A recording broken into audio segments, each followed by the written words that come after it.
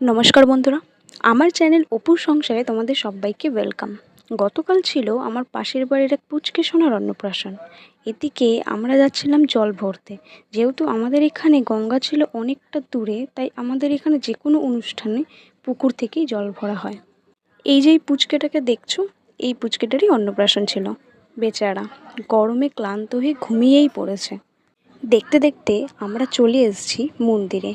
এক এক করে সবাই মন্দিরে উঠছিল। মন্দিরে উঠতেই মায়ের দর্শন পেয়ে গেলাম। আর এদিকে সবাই পুচকেটাকে হাসানোর চেষ্টা করছিল যাতে ফটোটা ভালো আসে।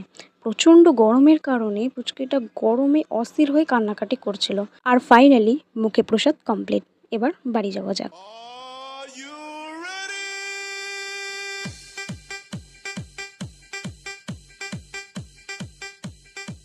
ভিডিওটা যদি ভালো লেগে থাকে একটা লাইক করে দিও। দেখা হচ্ছে পরবর্তী শর্টসে।